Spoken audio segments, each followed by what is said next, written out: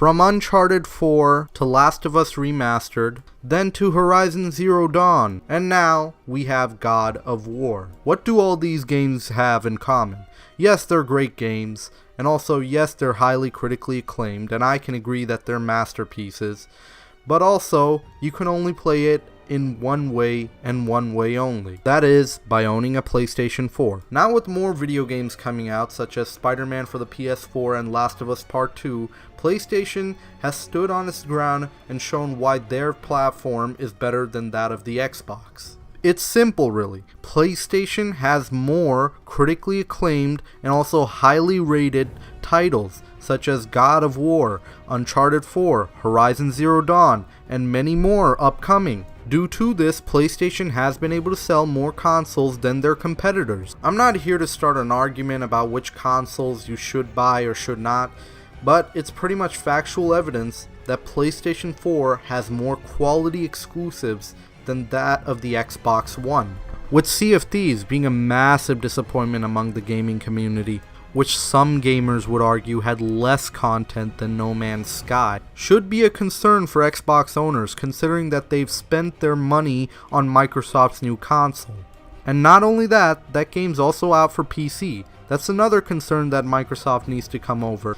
In recent times, considering that the PC has become more popular among the gaming community, and a lot of their games also being out for PC such as Gears of War, PUBG, and so on, they're going to have to find a way to catch interest for PC gamers to buy an Xbox One. Because think about it, if a game comes out for PC and an Xbox One, and also I have a pretty good PC, I'm going to get the PC version.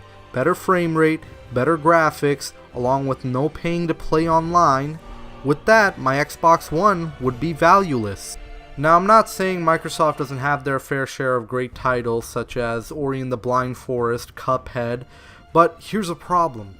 They also come out on PC as well. Except maybe for Sunset Overdrive, which is not as relevant as it used to be. And also recently, it's probably been rumored to come out on PC. Is some of the reasons why Microsoft's Xbox One has become an inferior competitor compared to the PlayStation 4.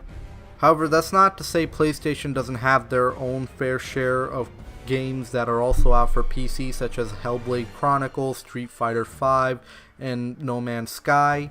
However, they also have games that are only for their consoles. Because think about it, with God of War, you can't get that for the PC, you can't get that for the Xbox. You can only get it for the PlayStation 4. And not only that, their games actually have variety. They don't just have shooters and overload amount of multiplayer among multiplayers. With Uncharted 4, which in my opinion should have won Game of the Year during 2016, not only did they have a narrative single-player driven story, they also have a multiplayer function and a survival function. In truth, most of these games that Sony's coming out with turned out to be more of a success than that of what Microsoft is coming out with. With Microsoft, however, it's either a good game that also comes out on PC, or it ends up being pretty mediocre. Such as when it came to Quantum Break, even though it also came out to PC, the game at the end of the day turned out to be another mediocre title. Because let's be honest, variety in Microsoft's games seems to be pretty lackluster. But then when it comes to Sony, it just so happens that there's something for everyone. Do you want a platformer game? Well, you got Knack and Little Big Planet. Action adventure, you have Uncharted. Apocalyptic world type of game, you have Last of Us. Open world RPG, you have God of War and Horizon Zero Dawn. And these aren't just diverse games, they're good quality games. On my final point, we have developer freedom. Now what do I mean about that? It means devs get to do whatever type of games that they want to do. And Microsoft, for some reason, seems to be lacking in those content. On one example, we have Bungie, who at the end of their terms with Microsoft were getting burnt out with making Halo games, so they decided that they wanted to make a new IP.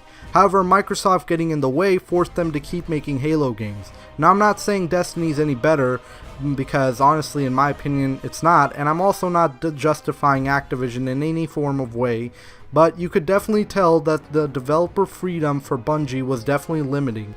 Then when it came to the cancellation of Scalebound, we pretty much understood that Platinum Games didn't want to put an online feature for Scalebound, due to the fact that it was having frame rate issues after frame rate issues, Microsoft kept pushing the online functionality for Scalebound. Later, Platinum Games wanted to work with Sony for Nier Automata. Then came Remedy Entertainment, who were forced to make a new IP when in reality they wanted to make another Alan Wake game. And finally, we have Lionhead Studios, who wanted to make a Dark Fable game, but however, they were stopped by Microsoft to make it child-friendly as possible. Again, do you see the problem with not having developer freedom here? Because in reality, imagine if they didn't have this developer restrictions. They would have had games like Destiny and all that stuff. Whereas for Sony, yes, they have a lot of developers that do delay the games or whatever, but at least they have developer freedom. When it comes down to it, Naughty Dog is not forced to make Uncharted games every year or milk the series. But when it comes to 343, they're forced to make Halo games over and over again. If you look at some of the interviews with Cory Barlog, you could definitely see that Cory was definitely given a lot of creative freedom to create this new God of War game. And thanks to his efforts, we were able to see a new world in the God of War games. Now, of course, not all games will change their styles. I'm fine with Halo being a complete first-person shooter. But the difference is, Sony isn't forcing Cory Barlog to make a God of War game over and over again. Hell, there's interviews where Cory even said, "I think I can make another Kratos story." The only restriction he had to face is making it for one platform and one platform only, which was fine, and it became successful too. I can understand exclusivity frustrations because you can't afford the other console. Hell, I was pretty pissed off when I found out that you could do modding on the PC version of Witcher 3. But in all reality, this is the way companies sell video game consoles. Because in all reality, if Microsoft keeps bringing out Xbox quote-unquote exclusives to also PC, then it seems like a big middle finger to the PC gamers that bought the Xbox version of the game. Because again, PC gamers have better frame rates, better graphics, and they don't have to pay to play online. I'm pretty sure if Uncharted came out for PC gamers would be whoring out views over and over again for Uncharted. And if Ori and the Blind Forest was only out for Xbox, we'd probably see sales boost for the Xbox One.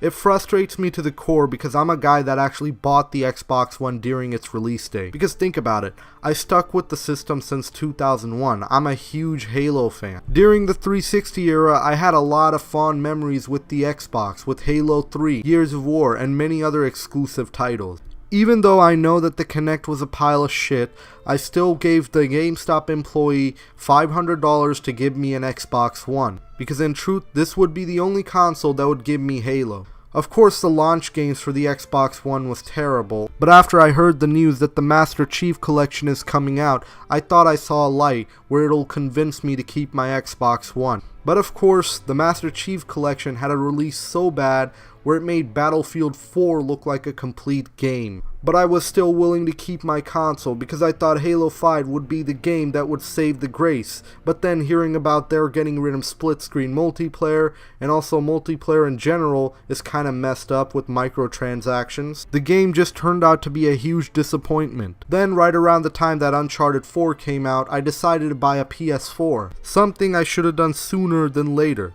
Even though the bad taste of Xbox is still in my mouth, I only hope that they can fix their shit and start doing something this E3 that can make us look forward to becoming an Xbox One owner. Because honestly, if disappointing titles like Sea of Thieves and many other crappy games keep coming out, then we honestly can't really hope for anything to happen with the Xbox One, now can we? Now with Phil Spencer saying that they're going to create some first party IPs and it's going to take some time, it definitely sounds like a saving grace that Microsoft could use for their Xbox platform.